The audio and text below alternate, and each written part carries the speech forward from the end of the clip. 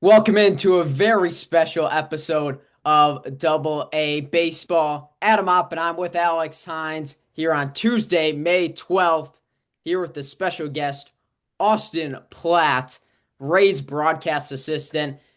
Maybe can be called Triple A Baseball now. Austin, how are you doing? I'm good, Adam and Alex. Thanks for having me, and hopefully I can bring this show up another level, and we can get one step closer to the big leagues here. But no, it's a good time to be a baseball fan. It's a great time to be working for the Tampa Bay Rays with the way the 2026 season has started. Well, let's start right there. The American League has been really rough outside of the Rays and the Yankees. We'll talk about the Rays first. 27 and 13. Yankees are 2 games behind them. Next closest team in the AL is the Athletics at 21 and 19. So the question for you is this Rays team doesn't really spend in free agency. They don't have all the big home run hitters. How are they getting it done?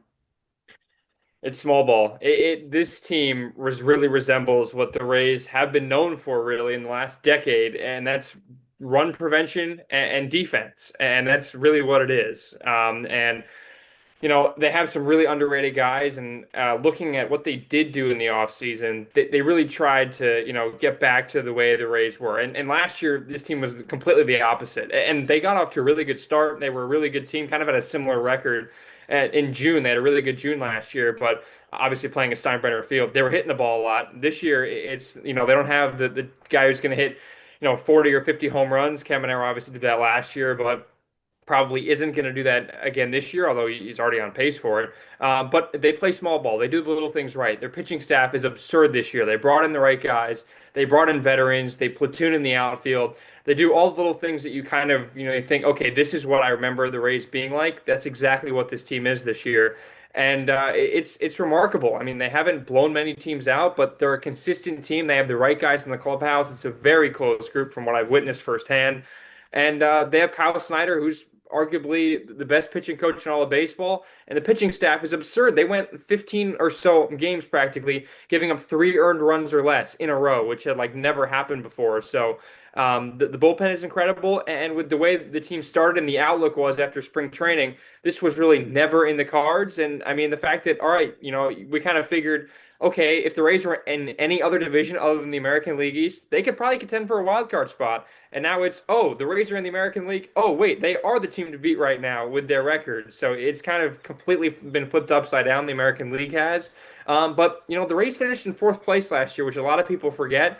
And it's a completely different group this year. But you look at the potential of some of the guys, Junior Caminero getting a year older. Jonathan Aranda has blossomed into one of the best hitters in all of baseball. I think he's tops in the American League when we're recording this in RBI. And then, oh yeah, Yandy Diaz is consistently a top 10 hitter in the game with his approach and the way he goes the other way. And then you kind of file it down the line. Chandler Simpson, once they moved into the top of the order, he is the chess piece of all chess pieces in Major League Baseball. And the stats will probably never show it, but he is just a pest, and he creates so many runs just by himself. And then, oh yeah, you add Ben Williamson, a guy who the Rays got in a three-team trade. He's been great at second base. Taylor Walls is one of the best defensive shortstops in baseball. The outfield, sure, there's probably some places where the Rays want to improve on, but a veteran catcher like Nick Fortes, who's great defensively and can have some pop. The Rays just do the little things right, and the pitching staff, Shane McClanahan, is fully back to his good old self. And even with some of the injuries they've had on the pitching side, they've been a really, really tough out. They don't allow you to score runs, and they don't when they lose. They completely flush it, and it's a next day approach. I want to talk a little bit about the pitching because in when the Rays in sort of that heyday, if you will, into the early 2020s, late 2010s, where they're finding ways under Kevin Cash to win ball games, a lot of it came down to finding ways on the pitching side, especially in the bullpen, just to basically throw you any different looks you want from the fifth inning to the ninth inning. And that's where you get all the weird arm angles, guys with, great velocity, guys that throw 88, whatever you might want. What have you seen from the bullpen specifically this year? Because I know that has been the forefront of this sort of Rays approach when they've been a competitive team. Yeah, the Rays bullpen has been pretty consistent, and they got really screwed in the first road trip because they in the first four series of the year, three of them were on the road. The Rays gave up a 5 run inning, a 6 run inning, a 7 run inning, and an 8 run inning in all of those series, one of each. and they were all late in the games. I think they were all in like the fifth or sixth inning or later. A lot of that was because of the defense. The Rays have made, in the first, couple weeks, made a ton of errors, some mental errors, which didn't help the bullpen. But it's all about unlocking potential in certain guys. That's really all I think the Rays have focused on as an organization, especially with pitching. And they moved Griffin Jacks to a starter. He was supposed to be their closer. They traded him in the trade deadline last year, and it was a one-off trade. They got Jax. All right, here's our closer for the rest of the year. That didn't pan out. He had an okay spring. Obviously, pitched for Team USA in the World Baseball Classic. Fared pretty well there. But it didn't work out. So what do? They move him to a starter, which is what he started out as when he first came up, and he's been good. He's made I think 4 or 5 starts now since transitioning to that role. But it's kind of been a closer by committee. Like Brian Baker has been the main guy. I think he has 9 or 10 saves now already. He's kind of the real flamethrower in the Rays in the Rays bullpen at the back end. But they've just unlocked potential in certain guys. The big reason they have thrown like the most changeups in all of baseball. That's mainly because of the starters, but the relievers as well. There are not many guys that are going to overpower you. And nowadays, every bullpen is okay. Who can throw 103 miles an hour with a wipeout slider and a 1-2 combo that will just keep hitters on their toes? The Rays don't have that. They have guys, as you mentioned, that throw from different angles, different slots. They'll mix and match. It hasn't been okay every time there's a save opportunity. It's been Brian Baker. Cole Sulser has gotten a couple of saves. He's a sidewinder. Ian Seymour, a guy who just made his debut a little less than a year ago against the Red Sox at Fenway. He got a save again this weekend against the Red Sox. But they just throw different guys at you, and it's all about analytics, and it's all about the matchups. And Kevin Cash is not afraid to really go to anybody. And oh yeah, and if with all the pitching injuries, there are guys that have been moving up and down. If you're not pitching well, the Braves are not afraid to option you because we know how they run as an organization.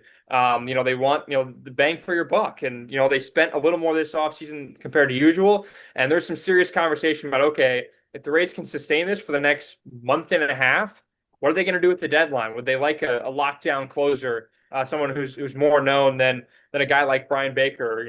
Are they going to improve in center field? They're going to go for another catcher. Who really knows? But it's been all about really they've been using the changeups a lot more. That really goes for the starting rotation more than anyone else. But it's the mix and match, and just kind of this team is not afraid to move you out of a position if you're out of a role really as a reliever if you're not performing well. And Griffin Jack's moving to a starter. He's been great since doing that. I think is the perfect example of that. The Rays traded for him less than a year ago, and I've already pulled him from the closer role after a month or so, really it was, which is crazy.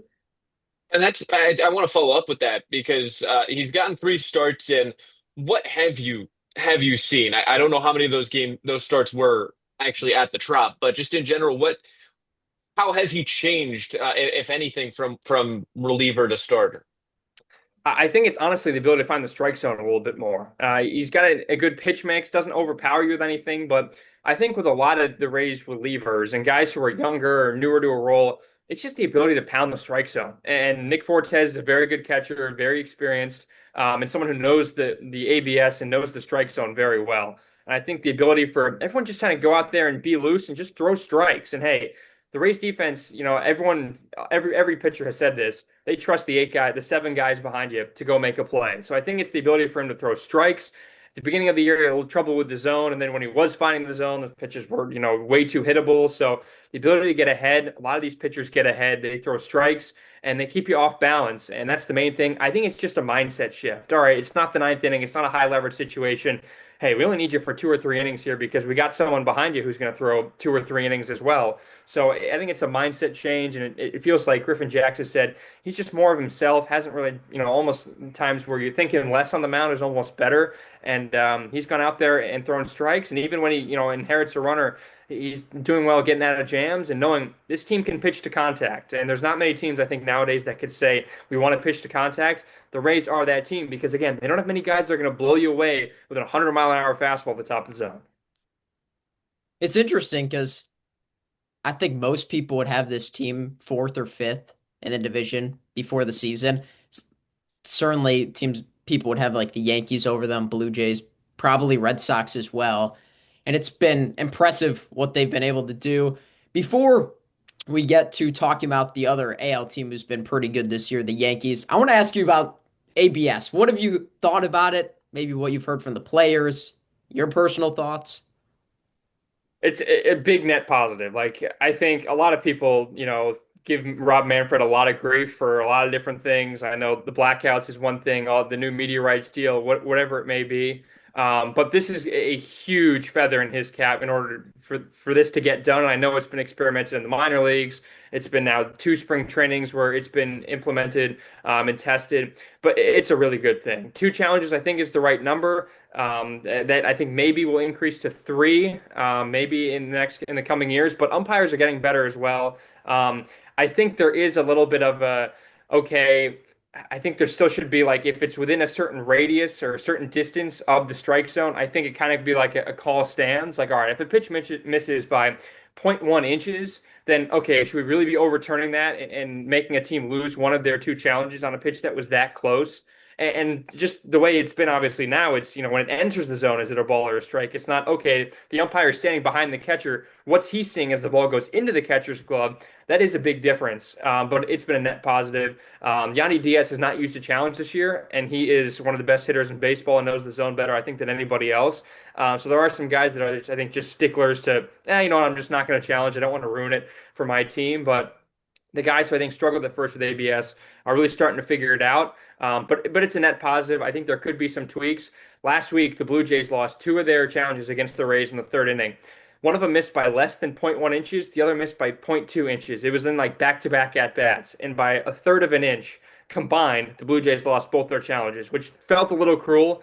It's just the way it is. It's black and white. There's no gray area anymore of the strike zone, which I think is something that could be tinkered with a little bit. But overall, it's a net positive. I'm for it. It only adds a couple of seconds. We had our first where last week where it didn't work on the scoreboard. There was no they couldn't show the fans whether it was a ball or a strike, so they had to radio in to the umpire's earpiece. But that hasn't happened too much from what I've seen. It's a very good thing, and I'm glad the catchers are challenging more than the pitchers, and I'm glad the catchers are most accurate compared to the batters. That's the way it should be. Yeah, I agree. I mean, those guys know the strike zone the best. Alex, we had thoughts on ABS. That was in an episode a few weeks ago. So if you're interested in where we talked about ABS for 15 minutes, you can check that out. Let's talk about the New York Yankees. Austin, you grew up a Yankees fan. I'm going to assume you're still a Yankees fan. I don't think they converted you over. Maybe Not, 50-50. yeah, I was. If there's one team that has to sweep the Yankees, I'm happy it was the Rays. Let's put it that way. And they just got swept by the Brewers. But yes, let's Yes. put it that way. But yeah, you mentioned they got swept by the Brewers, but they're still 26 and 16. Aaron Judge, of course, has been phenomenal. Ben Rice, MVP caliber year. Pitching staff has been really good, even with injuries to Rodon, and Cole still isn't back. Is this just kind of what you expect from the Yankees, at least in terms of the regular season? Yeah, a lot of people were disappointed the Yankees really didn't do any more than they did last year, and basically ran the team back that played starting August 1st for the last 2 months and then into the postseason. There's still some flaws, but I think this team overall has a higher ceiling than last year's team. People forget the Yankees and the Blue Jays tied last year with 94 wins, and the only reason why the Blue Jays had the one seed was because they pummeled the Yankees really in the regular season series. So the Yankees were essentially one a half game away last year from being the number one seed and being the team to beat in the postseason last year. Home field at Yankee Stadium would have been much different than the Yankees having to go to the Rogers Center, where they seemingly just cannot win games ever. Um, but the ceiling is higher for this team. Ben Rice playing the entire year and not just platooning against right-handed pitching has been a big upgrade. Ryan McMahon is starting to swing the ball and swing the bat a little bit better. Jose Caballero at shortstop, a former Ray, someone who we figured, all right, if the Yankees are going to try and be like the Rays, well, then Caballero's the guy to trade for. He's been a revelation at shortstop and a great addition to the team, which needs a little more athleticism, speed, and he plays good defense as well. And then calling up Spencer Jones is a big deal. They're playing Jason Dominguez, and the fact that they're kind of taking this more seriously, and the fact that Anthony Volpe has not played a single Major League Baseball game so far, nearly a quarter of the way into the season, really shows that how serious this team is. And if you're not performing well, he's not going to get a tap on the head and nothing like that. He's not going to get a nice pat on the back and say, "All right, try again tomorrow." They're much more serious about it.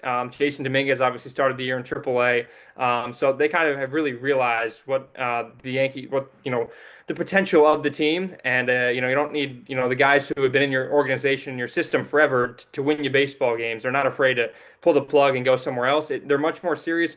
but I still think they lack fundamentals, and I still don't think they're going to be a great October team. The Brewers and the Rays sweeping them, I think, is a really good indication of that because the Brewers and the Rays are pretty similar the way you look at it in both leagues. Two not very big markets, two teams that don't spend a lot. They rely a lot on analytics, and they play really good small baseball, and they make you beat themselves. And as we saw a couple years ago, the Yankees are not afraid to beat themselves when it matters most. But Austin, I was told that Anthony Volpe was going to be back this year. I thought this was the revenge arc. I had a reliable Yankee fan source. Yeah, if what's the as the saying goes, if there are no Anthony Volpe fans, that I am dead. I've always been a fan of his, but yeah, I mean, no one really knew he played last year with a torn shoulder, a torn labrum, and that obviously really hindered his swing. And I still believe he's got what it takes to be a Major League Baseball player, but the Yankees have just ruined him. They just have played him every single game when he's hitting 200 and committing 20 errors in a full sample size of a season. So yeah, it's a little disappointing, but hey, I'm happy to root for Caballero as well. But yeah, it's definitely has ached me a little bit, and my friends definitely get me for that all the time. It's On the definitely. pitching side, I'll say this before Alex, you ask a question about the pitching. Um, go for it. Ben Rice, you mentioned it. It's fun to see him in the lineup every day. Like I understand maybe Paul Goldschmidt when Rice is, it's I don't know if he was rookie eligible in 2024, but it's cool to maybe give a younger hitter some breaks. But at this point, he's in year three. He can hit left on left. I know it's not great, but that's how he learns. And you want Ben Rice in the lineup every day. I mean, look at his baseball savant last year. It's all red, which means he's going to be a star. And that's what he's been this year. I mean, if Aaron Judge wasn't in the AL, he would be in the discussion for MVP. So,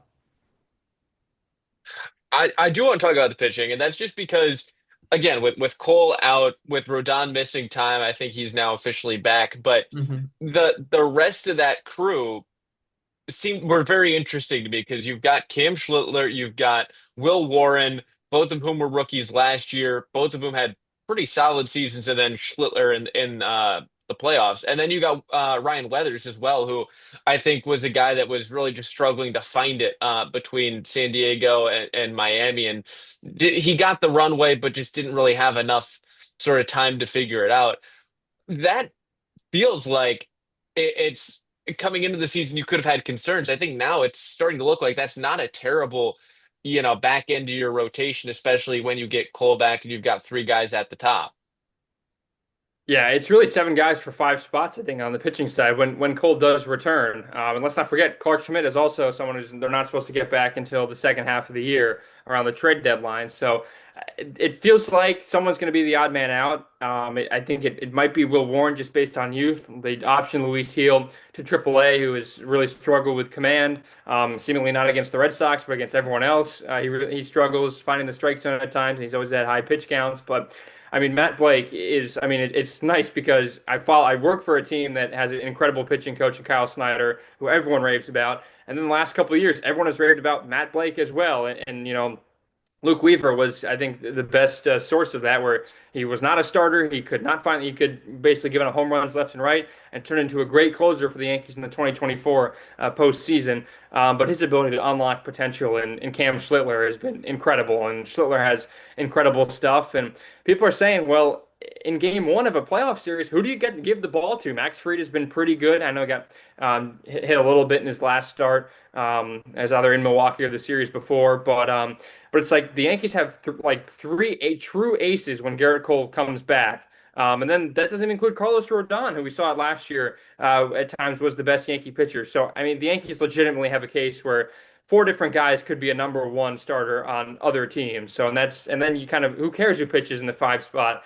You don't need five starters in the playoffs. So, pitching wise, the Yankees are very set up to do well. The bullpen's a little bit of a concern. It's been a little bit of in and out. The guys they traded for last year haven't been great to start this year. Bednar, I know, just got dinged up in his last outing. He blew the game against Milwaukee. But pitching wise, the Yankees are set up to go farther than they did last year. And I mean, taking the Blue Jays to four games, no one in the American League could, really match up against the Blue Jays all that well. Although the Mariners took them to seven in the CS, but hey, pitching wise, the Yankees are set up to do very well, and that's just the reason why they ran it back because they knew their pitching would carry them as they have in years past.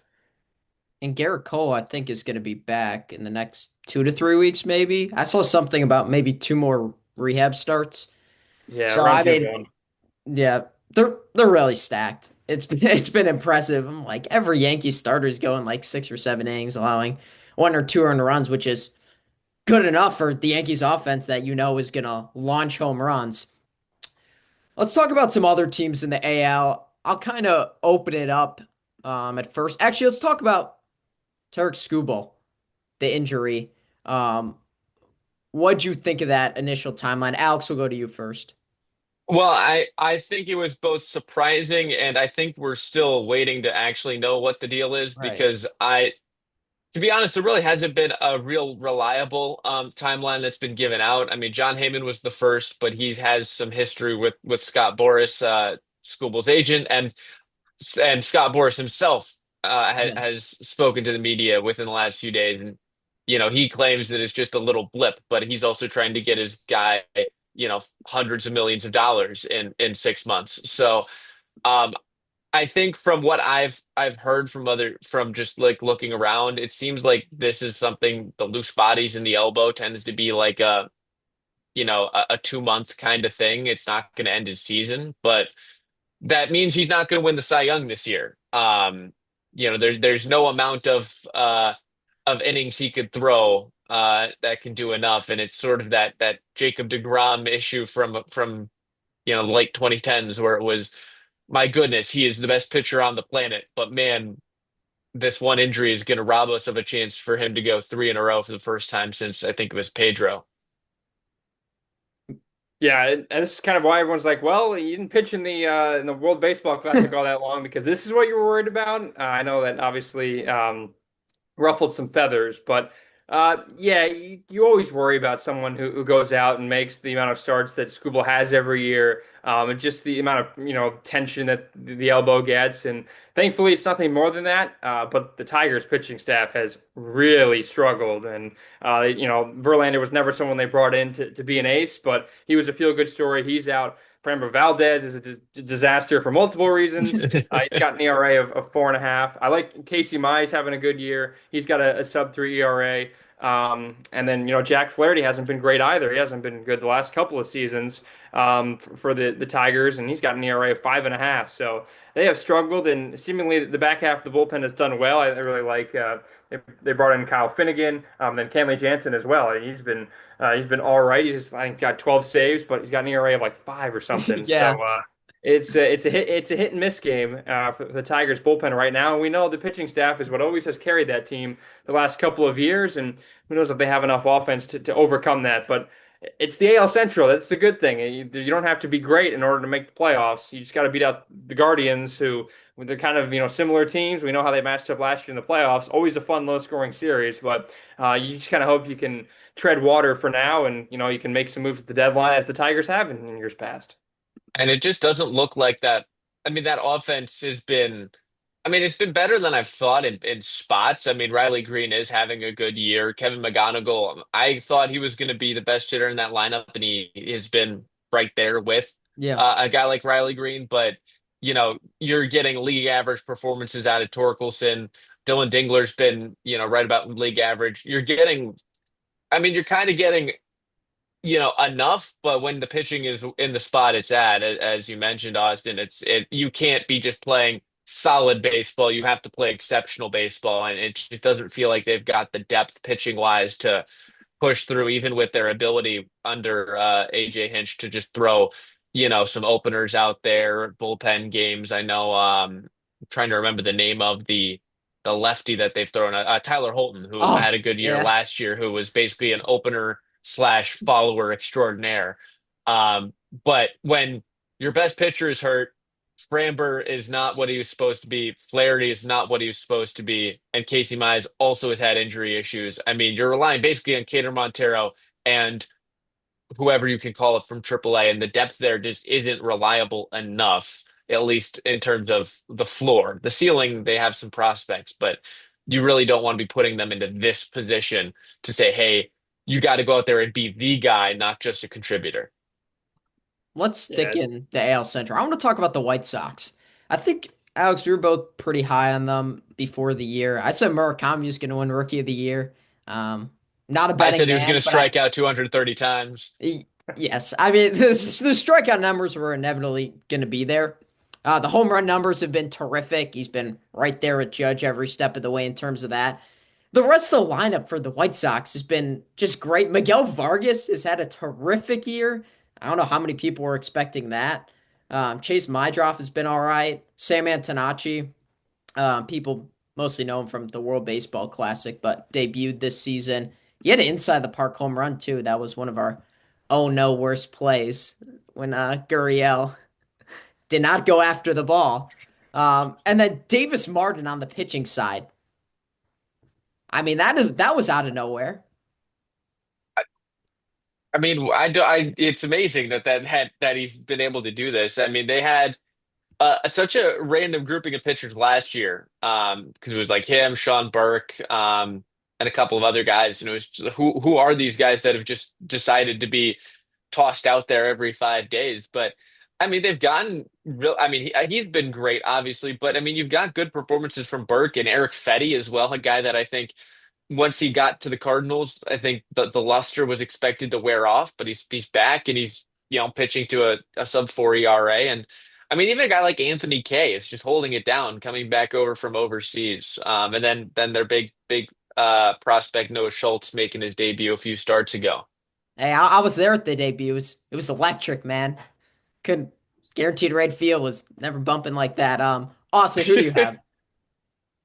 Yeah, I like the fact that the White Sox are not afraid to call up young guys. I think that's something important. And you mentioned, I remember Burke and Smith last year. I think it was Smith that had like an incredible run when he first got called up. And I really enjoy when young guys do get called up. And sure, not everyone who gets called up is going to be, fully ready, especially on the pitching side with, how much older hitters are and the experience. And you're really overmatched as a young pitcher compared to a young hitter in this game. But they're not afraid to do that, and I really like that. And sure, if someone has to get sent down after a couple of starts, that's fine. But you got to get your feet wet in some way. And you're right. People were higher on the White Sox. I think people had the Twins finishing fifth compared to the White Sox, and people really liked Murakami, although maybe the strikeouts were a little bit of an issue. But we've seen the Japanese hitters; they're just fine in Major League Baseball the last couple of seasons. You can thank Otani for leading the way. There's plenty of other names, even Okamoto on the Blue Jays, who I've gotten to see. He's been great considering no one throws strikes to Vladdy Jr. anymore, seemingly. But it's good to see that the White Sox are trusting their youth. And Colson Montgomery, got to give a shout out to him with the way he's hitting the ball as well. It's a fun group. Who knows what it's going to yield the next couple of years, but at least they have something to build on. And hey, it's not bad when your best player is Japanese. I think that the Dodgers or something can say that too, and they're in a pretty good spot. Yeah, there you I've go. I've been told. They just need to Yeah, something spend like that. a lot of money, which White Sox will probably not do, but it's really fun story this season. Austin, do you have any other teams that come to mind? AL teams struggling or some that have been surprising? Yeah, I mean, it feels like everyone's kind of just in the same slog right now. I really think the Athletics are a team that's going to come back to earth a little bit. I don't know what you guys are believers in run differential. I know everyone's been using that against the Rays so far this year. In terms of run differential, I think differential is a little bit telling. It's not, the end all be all of statistics, but the Athletics are 2 games over and they're -6 in run differential. I just don't think playing an entire year at the ballpark they do is going to yield many wins, considering their pitching staff has pitched well, but that does not really translate month to month, unlike hitting. But hey, they have a bunch of young hitters. I think they'll come back to earth and they'll be under 500 when the season's done. The Rangers, they're an interesting team, and the offense has always kind of lagged behind. It's nice, everyone's rooting for Jacob deGrom to keep pitching well. We know Nathan Eovaldi, when he takes the ball, he's usually electric. And hey, the Angels were a fun story. I love Mike Trout. Good for him. I'd love to see him get traded. I know that's probably not going to happen, but I would love to see him playing in October. The Astros are a disaster, guys. Oh my goodness. It's like the disastros of 2013 and 14. Not quite, reaching that levels of low. But they have had a rough go, and seemingly they've lost a key member of all the teams from years past going back to 2019. This year, obviously, was Framber Valdez, and although I don't think he's the best guy to have in the clubhouse with the spurts the outbursts that he's had, we've seen over the last couple of years, but they've really missed him. and seemingly they can't stay healthy either. And hey, I love Yordan Alvarez. He's such an underrated designated hitter, I think, still. But the AL West is just way up in the air, and I'm enjoying the fact that the Athletics are a fun team to watch. I love that offense. I don't love the ballpark they play in, but they're moving to Vegas for a reason. Yeah, Alex, what do you got? No, I mean, I just think that the West is going to be really interesting just because of everything you mentioned. The fact that the two teams that have really, I think, excelled opposed to their projections are actually, sort of compelling. They're not gonna. Again, I think we're both in agreement. They're not gonna be necessarily in the playoff race by the end of it between the Angels and the A's. But I think there is something to be said for the fact that we've got some really competitive divisions this year when I think in years past, it's very much been there's maybe one spot at the last wild card spot the last few years that's really up for grabs, whereas everything else kind of feels not necessarily the positions are not necessarily a foregone conclusion, but it felt pretty clear that these, five teams, whatever, probably are going to make the playoffs. You figured it about now. You can kind of gauge that. Then by July, you kind of are saying, okay, it's going to be the Yankees. It's going to be, back when it was the Orioles, whoever it may be. Whatever We AL finally East have, team is getting yeah, Yeah, getting really. the we now have the chaos that I think we've been getting. Um, we haven't been getting for a while, and we haven't even gotten it as much in the NL. But still, I think the AL had been very, very, very organized and without too much going awry, and now we're getting it all. Yeah, I think a team I'm going to focus on more is the Mariners. And I think it starts with Cal Raleigh because he's been really bad this year. I mean, this was a guy who was second in the MVP race. People want him above Judge. I think Alex, we both agreed that Aaron Judge deserved the MVP, even though Yes. I'm not the biggest fan of Judge. Um, Mostly just because I'm a Red Sox fan. There's no other reason to hate him. Really, he's a pretty likable guy. But Raleigh hitting 157 this year, limited power. He does have 7 home runs, but I don't know. He hasn't come up big for the Mariners at all this season, and it's another Mariners team where they could use all the hits they can get. I know they made it deep into the postseason last year, and of course their pitching staff is going to be good, but can it consistently hold great offenses to not many runs to give their offense a chance? I'm not sure. We'll find out though if they make the postseason, which I still think they will. How far, the Gilbert, Kirby, Wu rotation is going to take them. Yeah, that's fair. I think the big thing with Raleigh is just the walk rate has fallen off, and I think some of that walk rate dropping is just a byproduct of well, last year he was getting walks more because he was hitting more Yes. homers and everyone was scared of him, as you rightly would be in that lineup. But still, a drop of like 5% in the walk rate is It's concerning a and certainly says negative player. more. Yeah, it says more about his discipline at the plate. He's always struck out a decent amount, and this year it's just been. I mean, it's been really bad. Quality of contact hasn't been terrible, but just he's not been making enough of it. I mean, what was it like an 0 for 26 streak he had where he went hitless? It's like I think higher. not gonna not gonna play like that. And they need all the help they can on the offense because you and I were talking earlier in the year. They they are lacking some of that offense that we've been pining for a while. Last year they had it. They lost several of those guys this year, and it feels like they're back at that same square they were at 2 years ago. And it's such a tough park to hit at, too.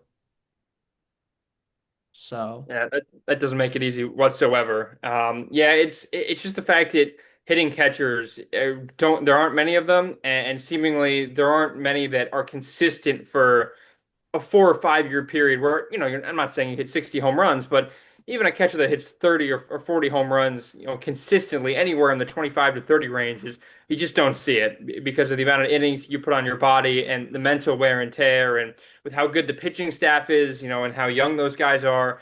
Rallies, I feel like so much more focused on the defensive side. And he's still a great defensive catcher. And I know defensive catchers now seemingly are going away a little bit just because of ABS, and now you can't fool umpires that much, seemingly. But it's just catchers is such a tough position, and guys kind of really wear out quickly. I feel like Will Smith is the only guy that not in this generation, but that is consistently puts up the power numbers and the production that he does. And I'm all for a good young catcher and a great story. Shea Langoliers is kind of filling in Cal Raleigh's spot this year, another AL West catcher. But catchers just, unfortunately aren't very durable, and that's just the way it is. And that's kind of why it feels like everyone loves that backup catcher, like a backup quarterback in football, the backup catcher in baseball. Like that's the best guy you got to have in the clubhouse because that guy knows he's going to play, 2 times a week, and he's got to produce at least in some form. So, yeah, it's tough for a catcher to have back-to-back years, and just with the way that Seattle offense is thought of, like it's the same with Vladdy Jr. this year. We're just not going to throw him strikes, and he's a guy that expands the zone a little bit as well. And yes, I can confidently say I agree that Judge should have won it, and the margins he did last year, MVP. I would have been fine with the co-MVP. I will say that I would have been happy if they gave out co-MVPs because we're never going to see a catcher hit 60 home runs again. I think I'm confident I can say that.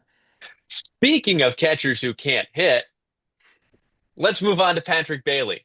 Uh, thank you, Platt, for the segue there. Perfect. But Patrick Bailey gets traded from the Giants to the Guardians. He becomes the second most Guardians catcher on the Guardians right now because Austin Hedges still exists. They'll bring Jeff Mathis out of retirement next week. But it felt like I mean, it is such a Guardians trade, but it seems surprising to me that of all people, Buster Posey, as Yeah. the president of baseball operations, trades away the most valuable defensive catcher in the sport and the most valuable defensive catcher we've seen for years on years. And even with the ABS taking away some of that, perhaps with framing, it's not at all. It's not a full ABS yet. There's still plenty of impact that a catcher has. It's just shocking that even for a bad Giants team that will be selling off undoubtedly by the deadline, that they choose to trade away from a guy that probably doesn't have the value on the market the same way he has the value to your own team at a given time. He's just not a trade piece that you're going to get a lot for. Yeah, I mean, Yeah, go ahead, good, Austin. Adam. Good. Okay. I mean, Bailey's a great defender. I mean, everyone knows that. But I mean, you don't really see like catchers get moved like this, especially to being a starter. But if you're the Guardians, you haven't been able to hit the ball well or the past handful of years, so you might as well just go all into the defensive side of the ball. Um, it just it's interesting move. I mean, I kind of like it. I mean, Bailey is one of the worst hitters in the MLB. I don't even need to see stats to know that. If you watch the games, he's not very good. He frames a lot of pitches. If I remember correctly, too, he's not that good with ABS this season, which is kind of surprising. I love the ABS leaderboards, by the way, on Baseball Savant. That's awesome. Awesome feature. Yeah, I've that's something I really scrolled through during the game. It's like, all right, who's good at this and who's not? But yeah, you don't really see like a trade like this early in the season. And this guy is a former first round pick by the Giants in 2020, like 6 years ago. And with the way, number one or first round draft picks, they're not immediately going to get called up. They're going to take a couple of years. So the fact that the Giants, and that's the first thing I thought of, Buster Posey shipping off a catcher, a guy drafted in the first round, like, are we serious? But I think there's pressure on the Giants. There really is. And I know it's year one under Vitello, but like that was something that no one really thought, no one saw coming is, all right, a guy from college, you're getting the call to the majors. And I think we're starting to see, guys getting moved, or I think it's the same with the Red Sox, Adam, with, the Red Sox firing Core and everyone else. Like the GM is feeling some pressure, and it's still early. Posey hasn't been here for that long in San Francisco, but to do it that quickly,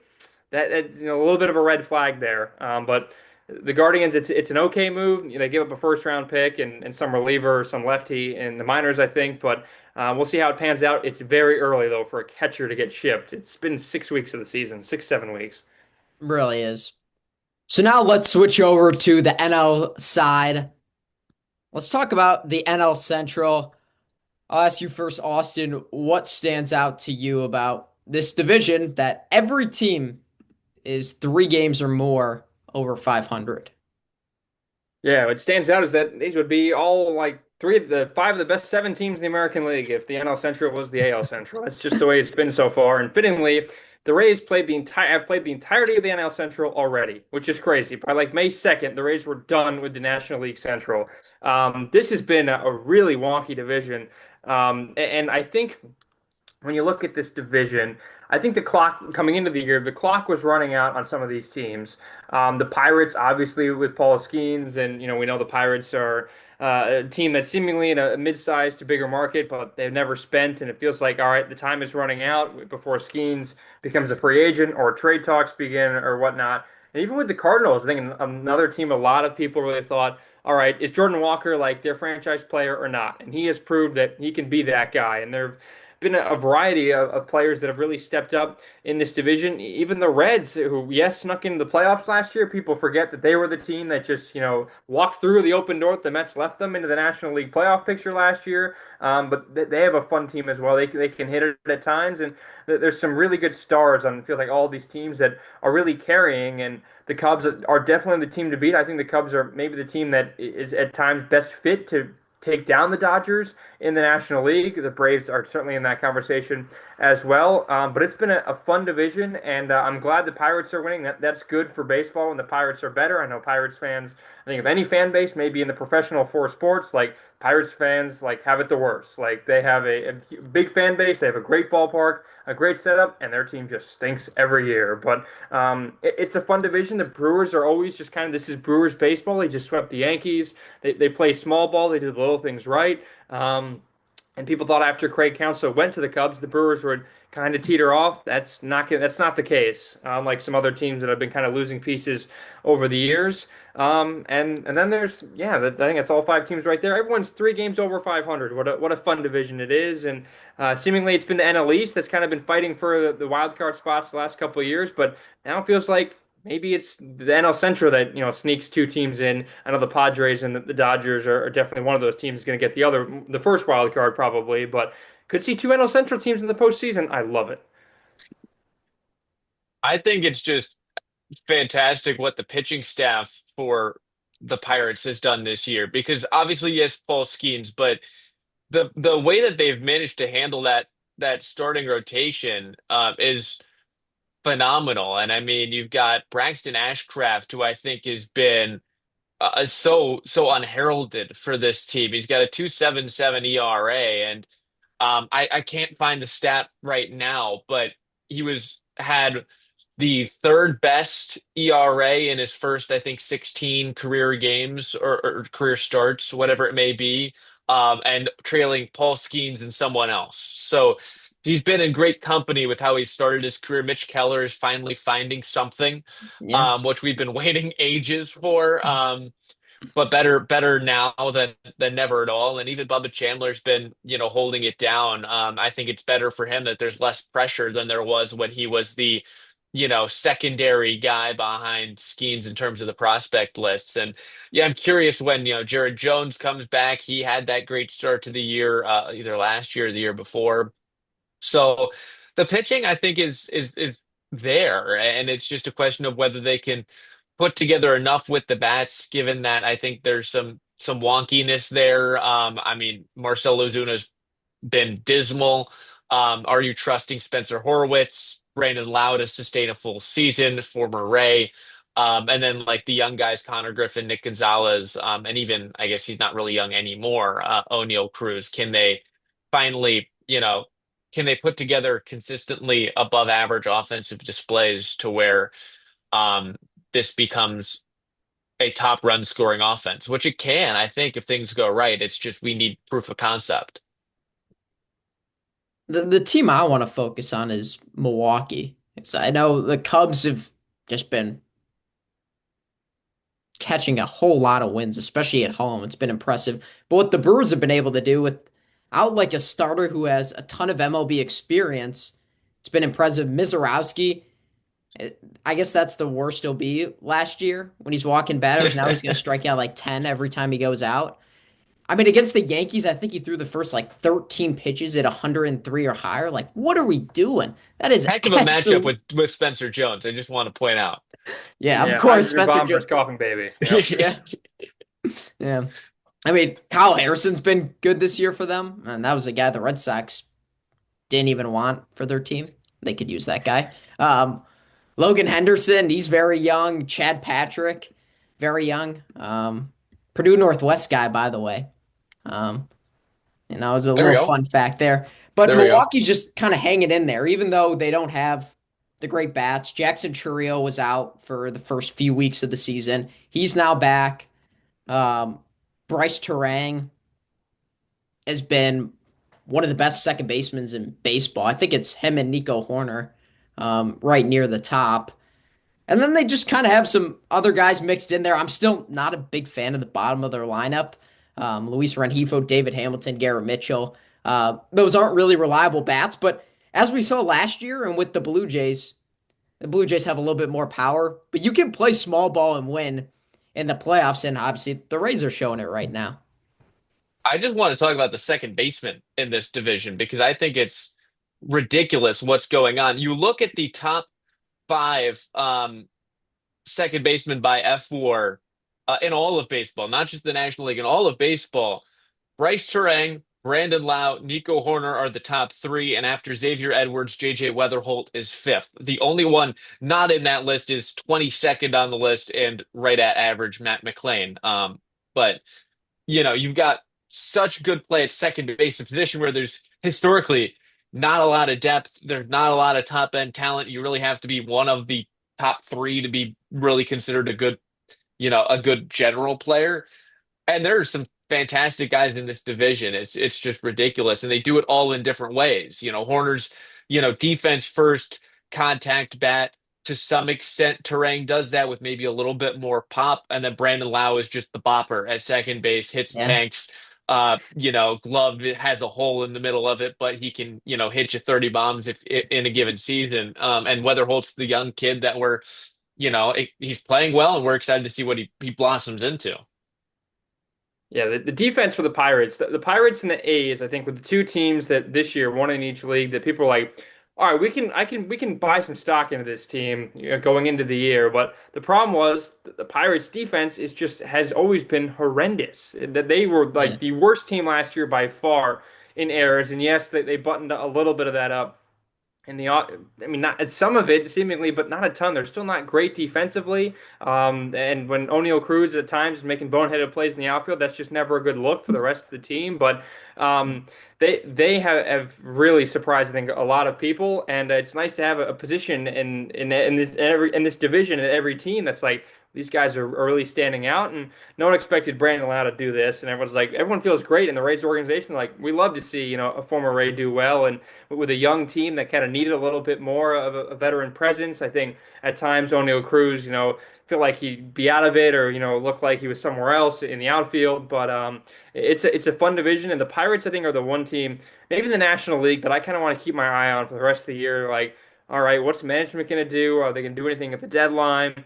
What do they think about Skeens at all? Like, I want to see Jared Jones back because that's always fun to have him, Chandler, Skeens, and Mitch Keller. That top four has always been boasted by that organization. Can they all be healthy and humming at the same time? So the Pirates are the team I'm gonna, I guess, earmark or R mark for the rest of the year as a team I want to keep an eye on because I love PNC Park. I really do. Yeah. They haven't been back to the postseason in like a decade, I think. Yeah, they were in the 2014, I think, they were in right? like the wild card game in like three straight years or I, something. Yeah. 2015, actually, 2015 wild card Yep. game because Kyle Schwarber went into the That Allegheny, yeah, that's Yep. right. Yeah. Yeah, he does the own start of the Garrett Cole. legend. Yeah. hmm But yeah, I mean they're fans. They'd love to see them have success. It'd be cool, of course, if it was a one-game wild card and some team faces like Paul Skeens. That'd be Ooh, advantage Pittsburgh. I'll tell you that. Yeah. But I mean, you mentioned Ashcraft. Mitch Keller has been good this year. I can't believe that. That's unbelievable. Another team in the NL I want us to chat about. How about Atlanta?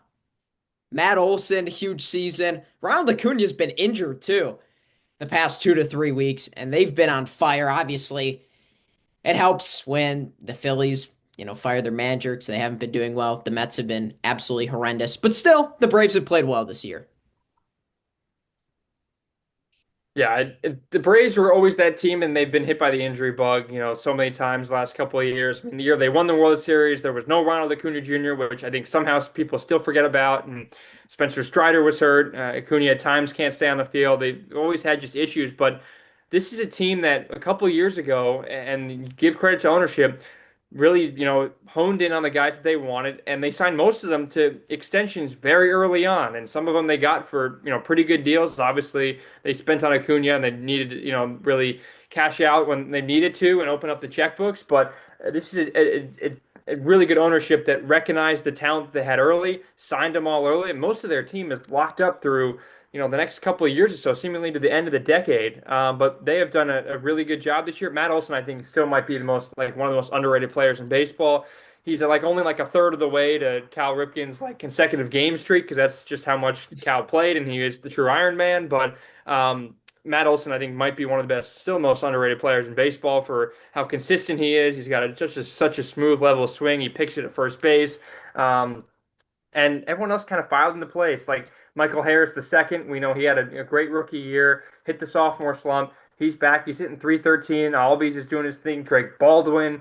Everyone is doing their thing, and Austin Riley's hitting 213, and Ronald Acuna at times still can't stay on the field, and they are still one of the best teams in the National League and in baseball. And we kind of figured, all right, if they have everything working for them, they're going to be a good team. And it just so happens it's the year where the Phillies aren't great. They fired their manager, and the Mets seemingly are going to be the next team to fire their manager because they just continue to make a meme of themselves, which is great. I think for me, what the thing about Matt Olson too is, I mean, we're starting to get to the point in his career where you're making that Hall of Fame argument for a guy who, is would need several more good years, but he's starting to show that he is not just consistently on the field, but when he's been on the field in those last 800, however many consecutive games, he's been phenomenal. I mean, he had that big home run year a couple of years back, but I mean, this year maybe just as good. He's got 9 homers just on fastballs alone. He's just been crushing any hard stuff you throw at him. And even then, he doesn't really chase a ton either, which I think makes him not a true aberration, but when you think about first baseman, and the best first baseman, there's going to be a good amount of swing and miss in the game to sacrifice for that power. And he's not a guy that will do that in general. So I'm really impressed with that. And I think again, I still have the same concerns I did preseason with the pitching because you had basically a full rotation on the injured list coming out of spring training. I'm not I'm going to be the first one to say I'm not quite sure I'm buying into the 1.81 ERA for Bryce Elder. He's been Even though good. he did something ridiculous like that 2 years ago, I'm not truly buying it, but I think if they do get healthy, that's when you're in this is a scary team territory, and we'll see who's able to come back by, say the All-Star break, and who's going to actually be back at a level where they're supposed to be out of that list of what it's Strider, Schwellenbach, Smith-Shawver, Waldrop, probably 3 other guys. Hey, Strider looked good against the Dodgers. I think it was on Saturday. He allowed a one hit in 6 innings. If Strider could be anywhere near where he was, what was it, 2023 maybe? I mean, they got a real shot. I mean, Chris Sale, obviously, might be the Cy Good ball Young player. favorite. Yeah, he is good. But Bryce Elder, that is ridiculous how good he's been this season.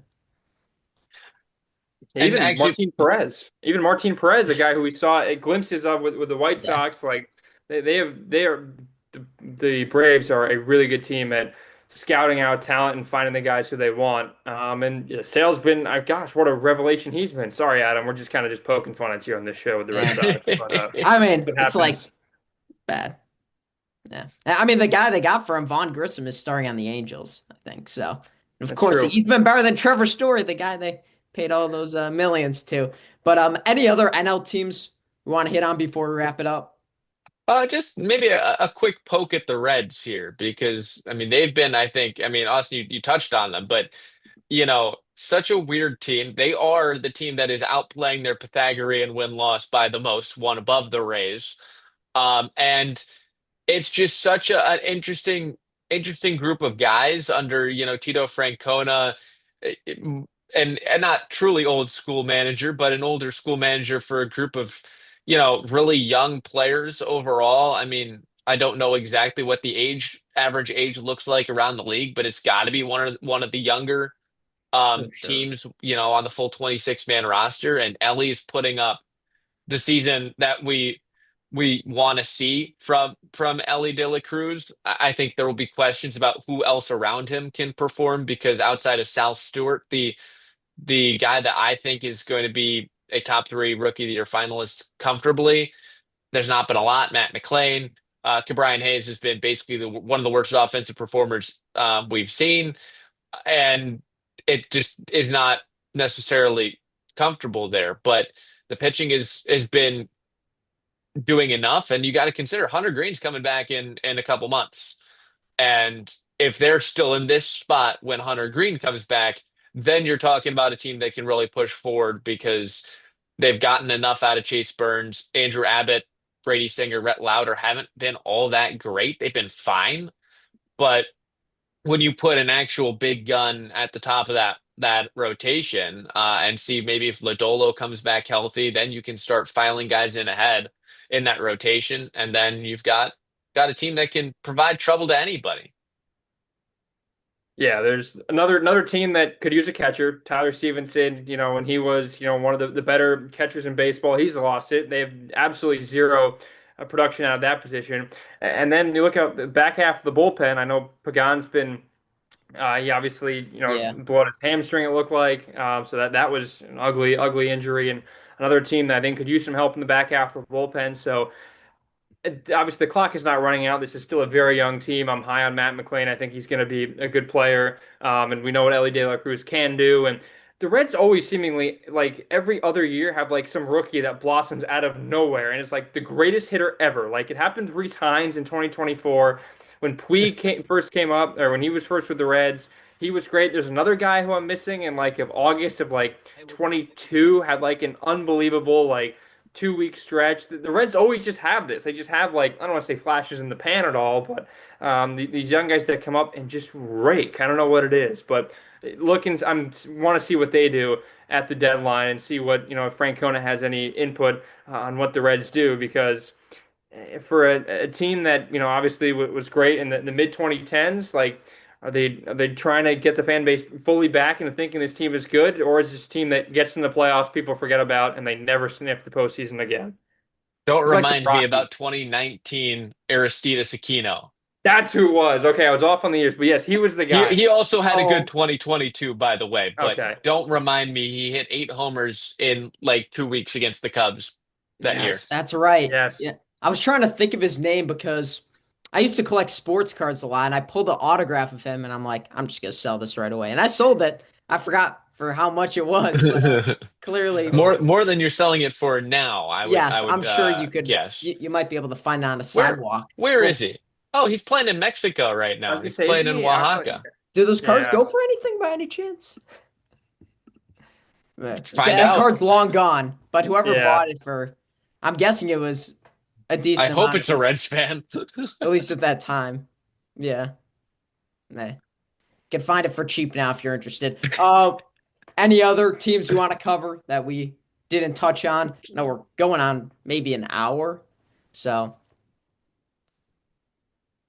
all right. I, I Think, I've got I think, think we covered pretty much every team yeah, today. So yeah. we, We we didn't did a cover full Major League AAA. run through. Yeah, we didn't cover AAA baseball though. But Austin Platt, certainly appreciate the time. Good luck to your Rays and Mr. Radio. and bad luck to your other team. Um, Sure. on Hey, those. if the Yankees lost last night and the Rays won, and I was like, all right, I'm gonna sleep happily. Like 2 games up in the division. So if there's one team that's gonna hoist it, I want it to be the Rays. One question. When is Chandler Simpson's first Major League home run? Give me a day. Ah, 2027. I don't think it happens this year. TPD's pitching All that right. day, right? Must be, yeah. He's a good pitcher. He's a good pitcher. It must be. But Austin, we certainly appreciate your time. I know you said, you're free in the morning. We're now into the afternoon now, so thanks for lending us part of your day. Of course, of course. Time to get ready to go to the ballpark and another game against Toronto tonight. Is the Rays have only lost one game against the AL East. Adam, it's your Red Sox. You can hang the banner there. Yeah, man. Yes. I'm super excited. Anyways, that's going to wrap it up here on Double A Baseball. For special guest Austin Platt and Alex Hynes, I'm Adam Oppenheim. We'll see you next time on Double A Baseball.